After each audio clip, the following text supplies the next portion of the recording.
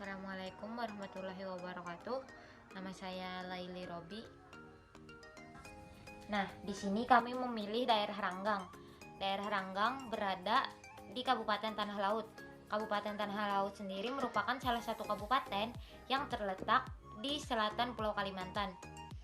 Pada tahun 2020, dilansir dari Banjarmasin Pos.co.id, Tanah Laut menjadi salah satu kabupaten yang merupakan penyangga pangan di Kalimantan Selatan. Tidak hanya itu, Tanah Laut juga memiliki banyak komoditas unggulan, salah satunya arang. Sentra pengrajin arang di Tanah Laut berada di Desa Ranggang, Kecamatan Takisung. Usaha arang di desa ini sudah berlangsung sangat lama, yaitu sejak puluhan tahun silam. Dilansir dari Banjarmasin Pos.co.id, seorang warga bernama Ahmad menyebutkan bahwa usaha arang di Desa Ranggang sudah ada sejak zaman nenek moyang mereka dulu. Dan ia juga mengatakan cukup banyak warga Ranggang yang terlibat dalam aktivitas produksi arang, yaitu ratusan bahkan mungkin ribuan. Produksi arang di Desa Ranggang tidak hanya terdistribusi di daerah Kalimantan Selatan saja, namun sudah sangat meluas hingga ke mancanegara. Produksi arang di Desa Ranggang dalam satu hari bisa mencapai 125 ton. Karena hal tersebut, arang menjadi komoditas unggulan di Desa Ranggang sejak dulu hingga sekarang. Namun, kurangnya publikasi yang intens terhadap usaha arang di Desa Ranggang, sehingga selama ini usaha arang belum terekspos secara luas ke masyarakat.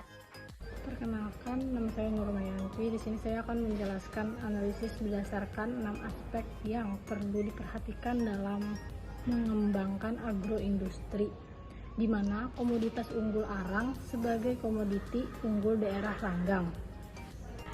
Aspek yang pertama adalah aspek produksi.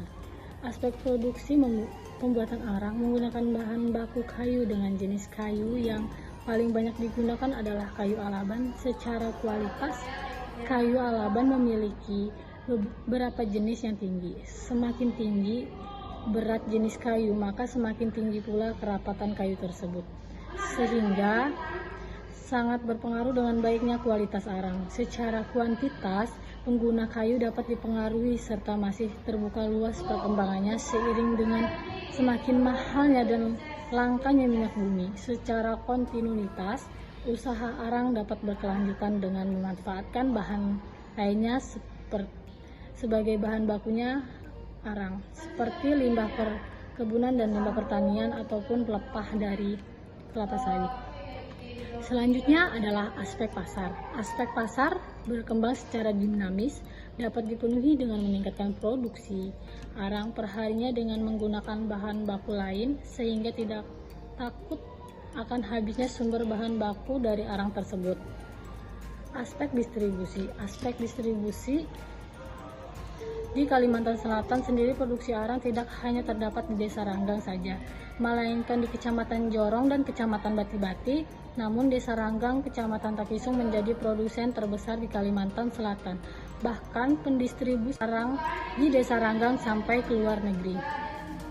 Aspek selanjutnya adalah aspek teknologi. Aspek teknologi berkembang. Usaha arang dapat dipadukan dengan berbagai teknologi yang ada, yaitu dengan melakukan manajemen menggunakan sebuah sistem pada arang yang didistribusikan dan mencatat data yang masuk dan data keluar. Aspek selanjutnya adalah aspek manajerial. Aspek manajerial dapat ditingkatkan dengan menghasilkan lulusan-lulusan dari bidang agroindustri yang berkualitas dan mampu secara menerapkan ilmunya pada usaha arang menjadi potensi yang sangat besar. Aspek selanjutnya adalah aspek sosial. Dari aspek sosial, usaha arang tidak hanya memerlukan teknologi saja, melainkan juga sumber daya manusia yang banyak, sehingga teknologi yang diterapkan pada pendistribusian dan manajemen saja dan tidak menjadi pesaing bagi tenaga kerja manusia. Mungkin itu saja yang bisa saya jelaskan. Terima kasih. 4 strategi pengembangan teknologi untuk memacu komoditi unggulan. Yang pertama yaitu membangun komparatif advantage berbasis potensialitas.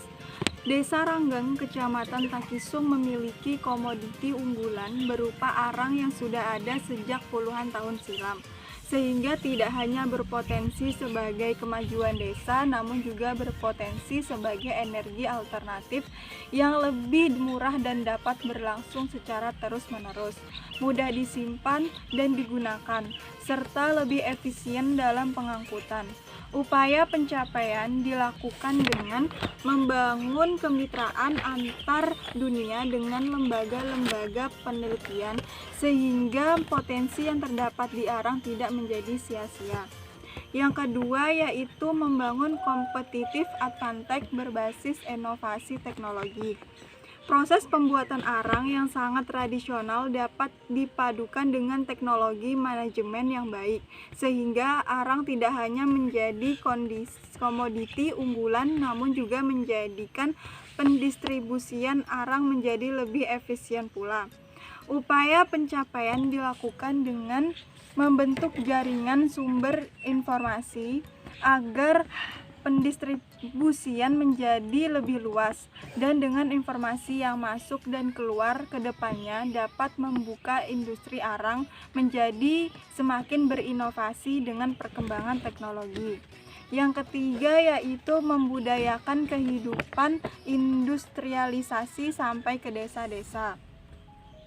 Industri pembuatan arang yang besar juga mempengaruhi jumlah tenaga kerja yang tersedia, sehingga hal tersebut sangat berbanding lurus dengan mengurangi jumlah pengangguran. Upaya pencapaian dilakukan dengan membangun sumber daya manusia yang produktif pula, sehingga tenaga kerja yang didapat tidak hanya secara kuantitas, namun juga memiliki kualitas yang bagus pula. Yang keempat yaitu menyediakan bantuan untuk mendorong terjadinya change of mind dan peningkatan teknologi produk. Bantuan-bantuan yang disediakan akan sangat membantu dalam proses inovasi industri arang.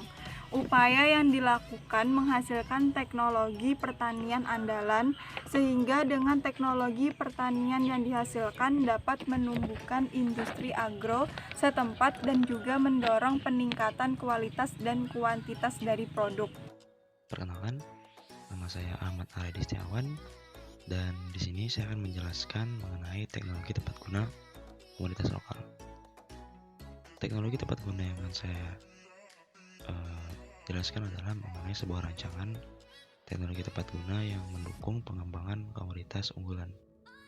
Di sini komoditas unggulan yang saya pilih yaitu arang dengan menjadi komoditi unggulan di Desa Ranggang, Kecamatan Takisung, Kabupaten Tanah Laut. Yang pertama itu pembuatan arang dengan tungku drum hasil modifikasi. Proses yang satu ini dilakukan dalam tungku drum hasil modifikasi yang terbuat dari drum bekas pakai. Cara ini bisa dibilang cukup mudah karena menggunakan drum bekas hasil modifikasi sebagai alat utamanya.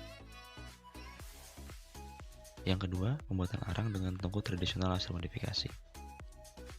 Nah, proses ini berbeda dari sebelumnya karena sebelumnya menggunakan drum yang telah dimodifikasi, sedangkan yang kedua ini menggunakan tungku tradisional yang telah dimodifikasi. Nah, proses yang kedua ini itu cukup banyak digunakan. Salah satunya yang telah digunakan pada Desa Ranggang sendiri. Jadi pada Desa Ranggang sendiri sudah menggunakan tungku tradisional hasil modifikasi. Tungku yang telah dimodifikasi berbentuk seperti kubah dan memiliki kelebihan yaitu prosesnya lebih mudah dikontrol dan diatur. Tidak perlu pengawasan intensif serta tidak perlu pengalaman dalam pengoperasiannya. Dan yang terakhir adalah pembuatan arang dari serbuk gergajian kayu dengan tungku semi kontinu. Proses ini dilakukan di bagian bawah tungku dengan cara mengaduk serbuk yang turun pada bagian atasnya. Arang yang dihasilkan dimatikan dengan cara melewatkan arang membara ke dalam bak yang berisi air. Dalam satu hari kerja, lebih tepatnya 8 jam kerja, dapat diarangkan sebanyak 5.000.000 kg serbuk gergajian kayu kering di udara. Demikian presentasi dari kami, semoga ilmu yang kami sampaikan bermanfaat dan semoga menambah wawasan kepada teman-teman yang menontonnya. Saya akhiri, wabillahi taufiq wal hidayah. Wassalamualaikum warahmatullahi wabarakatuh.